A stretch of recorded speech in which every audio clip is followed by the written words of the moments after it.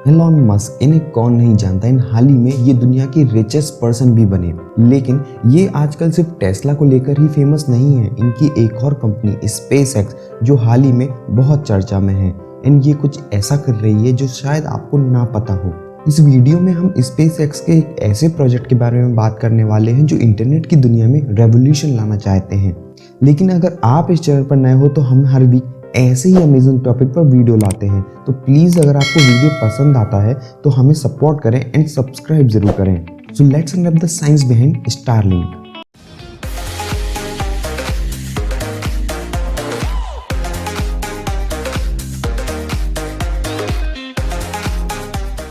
Elon Musk की एक company का एक ऐसा ही प्रोजेक्ट है स्टारलिंक, जिसके बारे में आज हम बात करने वाले हैं। इस प्रोजेक्ट का मेन मोटिव ये है कि अर्थ के बाहर सैटेलाइट का एक ऐसा नेटवर्क बनाना जिससे पूरी दुनिया भर में इंटरनेट को पहुंचाया जा सके।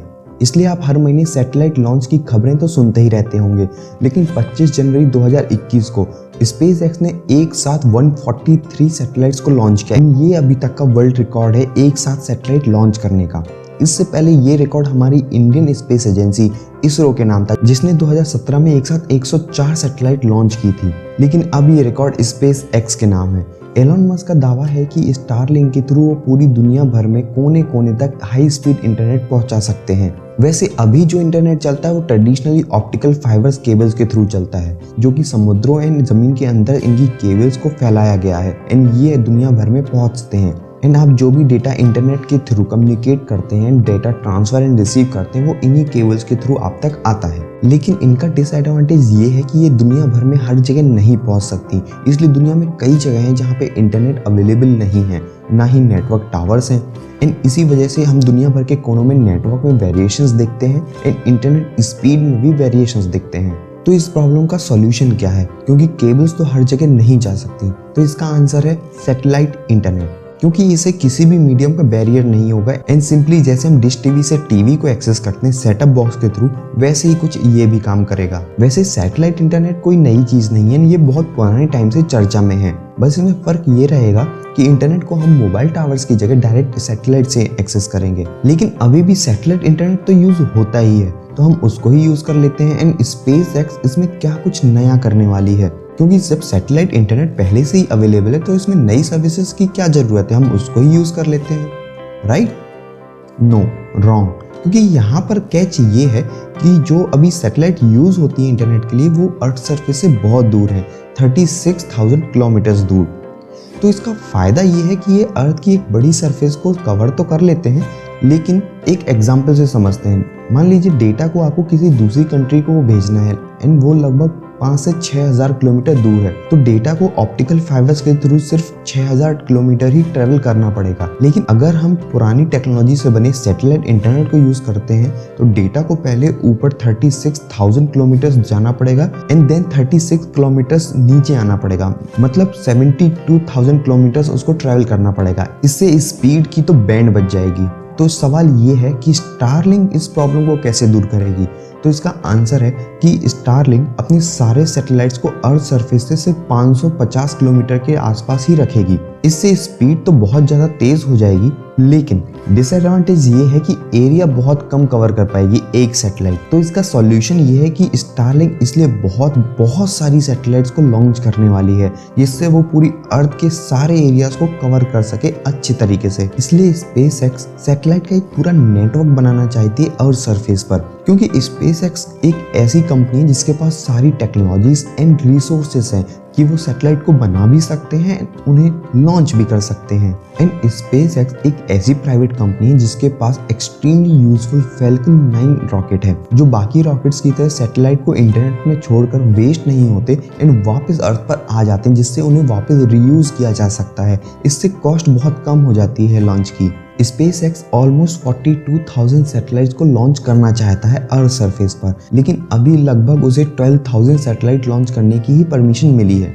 इसलिए हर महीने वो कुछ बैच में सैटेलाइट्स को लॉन्च करता ही रहता है। एक बार ये सैटेलाइट स्पेस में पहुंच गए देन ये डेटा आपस में लेजर के थ्रू ट्रांसफर करते हैं, क्योंकि लेजर यानी लाइट एंड लाइट की स्पीड हम सबको पता है सबसे ज्यादा फास्ट होती है, इसलिए डेटा ट्रांसफर की स्पीड बहुत ज्यादा फास्ट रहेगी इन सैटेलाइट्स के बीच में। एंड हमें क्या करना होगा इससे कनेक्ट करने के लिए, तो हमें एक सेटअप बॉक्स टाइप का बॉक्स मिलेगा जिससे ये डायरेक्ट सैटेलाइट से कनेक्ट होंगे। एंड जब भी हम इंटरनेट को यूज करेंगे तो ये डायरेक्ट सैटेलाइट को डेटा भेजेगा, ये आपस में लेजर के थ्रू डेटा को ट्रांसफर करेंगे एंड सबसे शॉर्ट रास्ते से वो डेटा आप तक आ जाएगा। लेकिन यहाँ पर एक क्वेश्चन आता है कि इसमें लेटेंसी कितनी रहेगी। लेटेंसी एक ऐसा वर्ड है जिसे हम सिंपली अभी समझ लेते हैं। आप जब सर्वर को कुछ इनपुट देते हैं, उस इनपुट का आपको सर्वर से कुछ रिस्पॉन्स आता है, तो इस कम्युनिकेशन में जितना टाइम लगा उसे हम लेटेंसी बोलते हैं। तो पुरानी टेक्नोलॉजी से बने सैटेलाइट इंटरनेट की स्पीड लगभग 600 मिली सेकेंड्स थी एंड स्पेसएक्स का दावा है कि ये इसे रिड्यूस करके 50 मिली सेकेंड्स तक ला देगा। ये बहुत ज्यादा कम है एंड जितनी कम लेटेंसी होती है इंटरनेट को उतना ही अच्छा माना जाता है। 50 मिली सेकेंड मतलब high speed internet. And satellite internet के थ्रू आज दुनिया में जहां इंटरनेट को एक्सेस नहीं किया जा सकता वहां भी हम इसे एक्सेस कर सकते हैं। लेकिन ये जरूरी नहीं कि हर प्रोजेक्ट के साथ सिर्फ अच्छी ही बातें जुड़ी हों, कुछ डिसएडवांटेजेस भी आते हैं। जैसे स्पेस में सैटेलाइट्स के काउंट बढ़ते ही जा रहे हैं। आज की बात करें तो लगभग 5 से 6 हज़ार के बीच सैटेलाइट ऑलरेडी स्पेस में पहुंच चुके हैं। तो बात आती है स्पेस पोल्यूशन की। इन ऐसे में स्पेसएक्स और 42,000 सैटेलाइट्स को लॉन्च करना चाहता है अर्थ सरफेस पर। इससे आप समझ सकते हैं कि स्पेस में कितना ज़्यादा पॉल्यूशन बढ़ने वाला है। तो क्वेश्चन ये है कि जैसे हर एक चीज़ की एक्सपायरी डेट होती है तो इन सैटेलाइट्स की भी एक लिमिटेड लाइफ टाइम होता है। एक समय के बाद ये एक्सपायर हो जाते हैं या इन्हें टाइम टू टाइम मेंटेनेंस की ज़रूरत होती है। लेकिन स्पेसएक्स का दावा है कि जैसे ही कोई सैटेलाइट खराब होगा उसे ऑर्बिट से हटा दिया जाएगा एंड वापस अर्थ में लाया जाएगा, जिससे वो अर्थ में आते टाइम उसका 95% तक हिस्सा जल जाएगा। इससे वेस्ट नहीं कलेक्ट होगा स्पेस में। लेकिन यहाँ पर एक और प्रॉब्लम है। क्या आपने कभी रात को स्पेस को देखा है या दिन में देखा होगा? ये कितना अट्रैक्टिव लगता है। बहुत सारी चीज़ें हैं जो मिस्ट्री से भरी हुई हैं एंड हमें क्यूरियस करती हैं नई नई बातों को जानने के लिए। इनमें से एक बात और है, लेकिन एस्ट्रोनॉमर्स जो हैं उन्हें इससे बड़ी शिकायत होने वाली है, क्योंकि जब ये सारी सैटेलाइट्स लॉन्च हो जाएंगी एंड ये बहुत कम दूरी पर रहेंगी अर्थ सरफेस पर, तो तब स्पेस को उतना क्लियरली देखना पॉसिबल नहीं होगा। इन ये सबसे बड़ी प्रॉब्लम है एस्ट्रोनॉमर्स के लिए। आप ही सोचिए 42,000 सैटेलाइट्स जब अर्थ सरफेस पर होंगी तो हम स्पेस को क्लियरली कैसे देख पाएंगे। इन उसमें से 1100 के आसपास सैटेलाइट ऑलरेडी लॉन्च हो चुकी हैं। इन प्रॉब्लम तो ये है कि ये अकेली कंपनी नहीं है जो स्पेस में रेवोल्यूशन लाना चाहती है।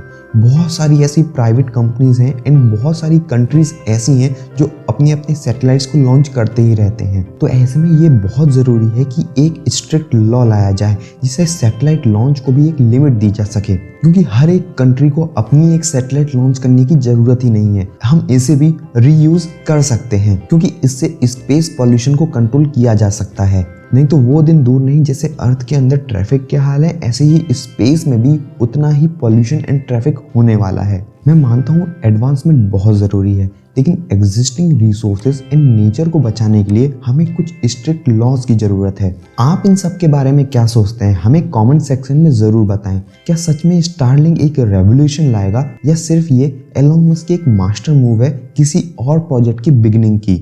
हमें कमेंट सेक्शन में ज़रूर बताएं, क्योंकि एक एक के करने से शुरुआत होती है, एक एक के करने से रेवोल्यूशन आता है। मिलते हैं हम नेक्स्ट वीडियो में। टिल देन अपना साथ बना रखिए and watch unwrap the science.